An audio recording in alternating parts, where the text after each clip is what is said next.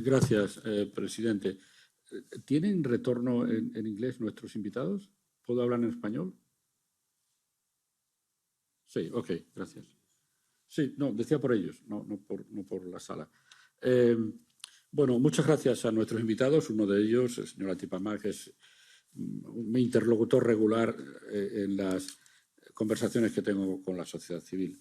En los sistemas autoritarios, yo creo que es difícil describir a Turquía como algo diferente ya de un sistema autoritario. Llega un momento de pánico en el que no hay límites.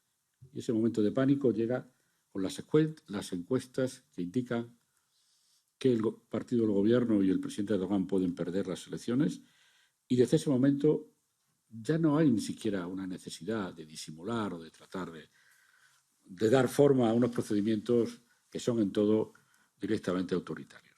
Esto es una tendencia. Turquía no es una democracia naciente cuyo nivel democrático se ha parado. Turquía conoció mejores días democráticos y está en un retroceso evidente desde la situación que crearon las protestas de Gezi y luego el intento de golpe de Estado del año 16. Y en ese retorno a mecánicas autoritarias, ese abandono consciente de los esquemas democráticos, la pieza esencial es la independencia judicial. Al final, si esa clave de bóveda cae, todo el sistema cae. Y el gobierno turco ha sido muy consciente de eso. No hacían falta muchas otras cosas. Si tú dominabas el sistema judicial, controlabas el sistema político. ¿Cómo lo hicieron? Lo hicieron incorporando a muchas cúpulas del Estado, incluidos jueces y magistrados, a sus aliados del movimiento islamista Hizmet, gulenistas. Incorporaron centenares de oficiales, centenares de fiscales y centenares de jueces, pero cuando luego el gobierno se peleó con ese movimiento religioso trató de hacerse fuerte en esos mecanismos del Estado, y por eso se produjeron centenares de miles de divisiones, de ceses obligados de muchos funcionarios, entre otros procuradores y jueces, porque esa era la pieza esencial que le faltaba al AKP.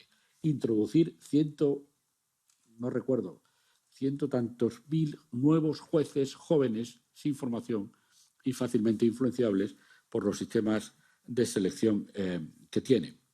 Y eso da lugar a que las reformas teóricas no funcionen, a que se pueda ignorar, siendo miembro del Consejo de Europa, ignorar las decisiones obligatorias de la Corte Europea de Derechos Humanos, en los casos de Kavala y de Mirtas, pero también de muchos otros, y carreras meteóricas en la judicatura turca, como el fiscal que llevó los casos de Gezi o del periodista Can Dündar pasa a ser jefe fiscal de Estambul, pasa a ser juez de casación y en 20 días pasa a ser juez de la Corte Constitucional. La justicia es un juguete en manos del poder político y ya lo es de una manera que ya no admite ningún disimulo.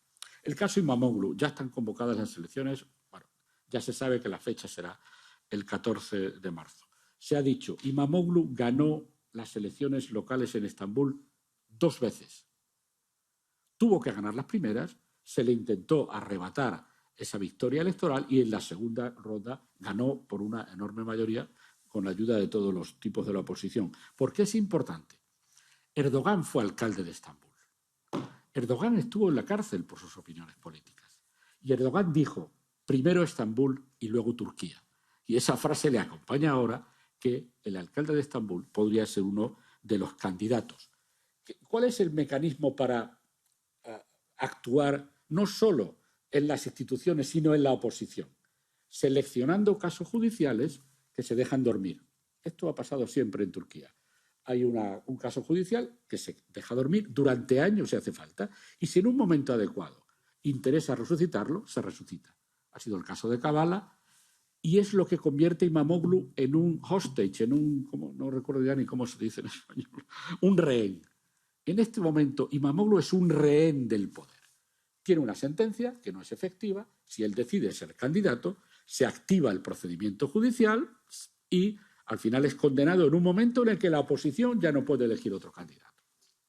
O es elegido y gana las elecciones, podría ser, y se le prohíbe su actividad política después de haber ganado las elecciones. De tal manera que el partido del gobierno está seleccionando al candidato de la oposición. El partido del gobierno, utilizando la judicatura, está seleccionando al candidato de la oposición. Y eso es el análisis que yo creo que tenemos que hacer de aquí. Se trata de tener rehenes, por ejemplo, el HDP. El HDP es un partido que tiene 6 millones de votantes. 6 millones de votantes que se pueden quedar sin el partido, porque el partido en este momento, en otro de esos casos durmientes, puede ser prohibido o no antes de las elecciones.